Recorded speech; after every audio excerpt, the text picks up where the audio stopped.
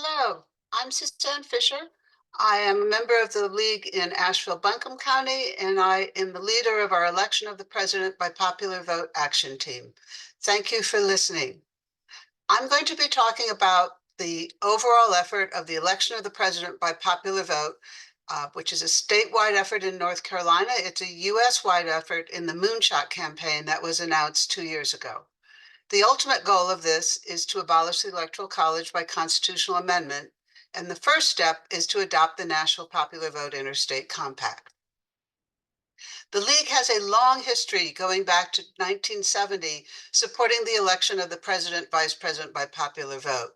Starting in the late 2000 and 2008, they had increasing interest in the National Popular Vote Interstate Compact, and they added it to making democracy work. And just 2 years ago at the 2022 convention, when the Moonshot goal was announced, they also made election of the president by popular vote a standalone part of making democracy work to highlight our efforts there. And all of this is an impact on issues. We have over 500,000 elected offices in the United States at the local level all the way to the federal, and the candidate meets with the most votes wins. This is a direct election. But for president and vice president, our one national office, it's an indirect election via the Electoral College. How did we get there? Well, you go back to the Constitutional Convention of 1797, and after taking a bunch of votes and debating a lot of things, they decided to have an electoral college in which states were given the responsibility, the power to determine the electors equal to the number of senators and representatives that they have in Congress. So this is a state-by-state decision. It's Article 2, Section 1 of the Constitution. It's an exclusive and plenary power of the states. Now, as League members, we're well aware that though it looks like we're voting for the names who are listed for the candidates, we're actually voting for a slate of electors pledged to that candidate. Other voters may not be quite as aware. The states are allocated by the congressional districts based on the population at the recent census. And one of the reasons it took so long to get this through the Constitutional Convention was the South made a strong case that their Black population, their enslaved population, should count towards their total population in order to see how many congressional districts and electoral votes they get. They got the 3/5 compromise, the terrible legacy we have in that each slave was counted as 3/5 of a person to get the total population. This is our current electoral college map. Some states have 3 electoral college votes. They have one congressional district. The one that has the most is California. The total is 538. Half of that plus 1 is the 270 needed to control and win the election. And this is a zero-sum game. If the population of a state goes up in the census enough and other states go down, then this is adjusted every 10 years. And there are just a maximum of 538 electoral college votes. There are many problems with the Electoral College, and I won't have time to go into a lot of detail. I've talked about the history of slavery. The overriding thing is that not all votes are equal. Small states have too much influence. Winner take all in battleground states means that even fewer states have any influence. We get a lot of problems from this. Here's the example of how not all electoral college votes are equal. Wyoming had the smallest population in the last census, something over 500,000. They have 3 electoral college votes, so not quite 200,000 people per electoral college vote. California has 39 million plus people. They have a lot more electoral college votes, but when you do the division, it's almost 750,000 per person per electoral college vote. So the votes in Wyoming really count for more. North Carolina is not as bad as California, but a lot closer to that than Wyoming. Winner take all.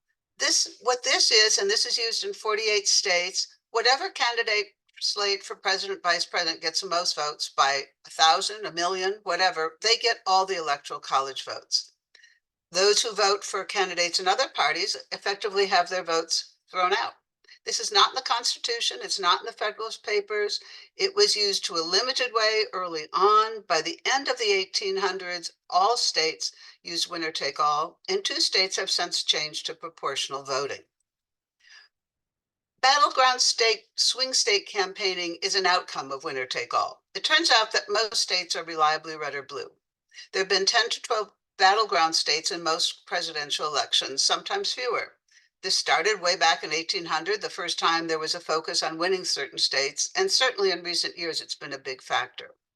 This is one prediction for 2024 that there would be 9 swing states and 1 competitive district in Maine and Nebraska, and only 20% of the Electoral College votes would decide the winner, the president of the battleground states. I've seen other predictions that say only 6 states will be in place. So very few states are going to influence the outcome of the next election. Because of this, campaign efforts put all their effort into the few battleground states. The media follows the candidates. They discuss issues that are important to them. Again, not all votes are equal. This continues through the presidency with more FEMA disaster declarations, policies emphasized. It just pervades all of it, our political life. Give you some data. These are all the campaign events in 2008 through 2020. You can see some states are in triple digits, some in the high double digits, and some onesies and twosies, and a bunch of states that never see a presidential campaign visit. The percent of people voting in the battleground states ranges from 9 to 16% higher than in the spectator states. We've had 2 second-place presidents in our lifetime and 5 overall in our history.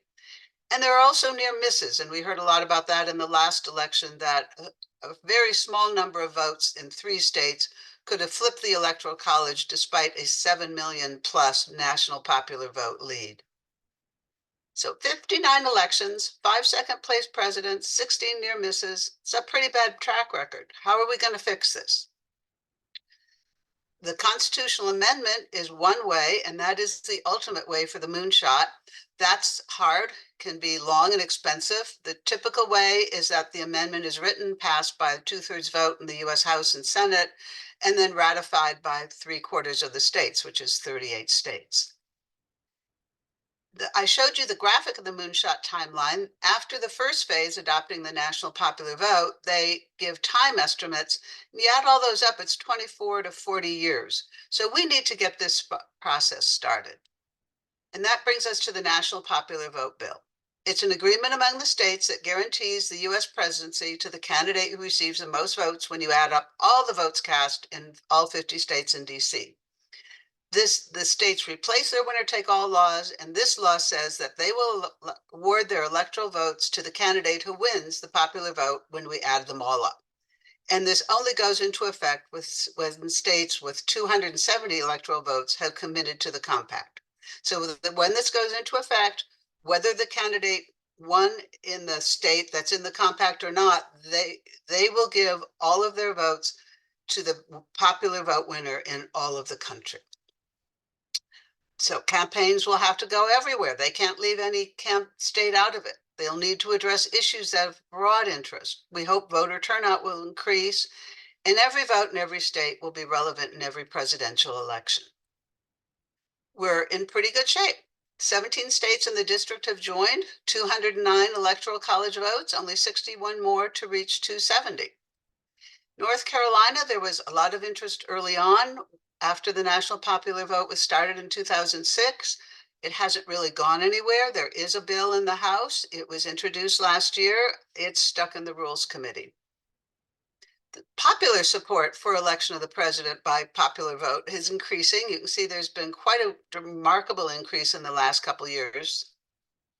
Which brings us to our call to action. What can you do? Well, you can learn a lot more about the moonshot on the League management page under Advocacy and Litigation. And of course, this is for League of Women Voter members only. There's a lot more information at the National Popular Vote site talking about myths. There's a certain amount of information on social media.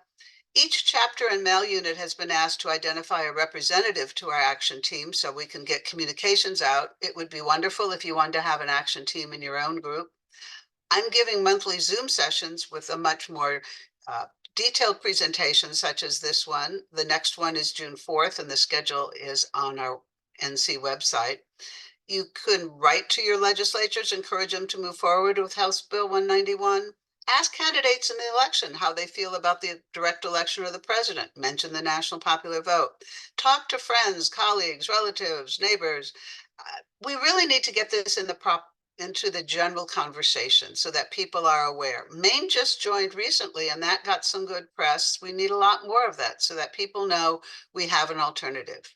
People want to learn how to give presentations. That would be wonderful. Talk to Rotary groups, whatever. And you can always contact me with any questions, suggestions, or that.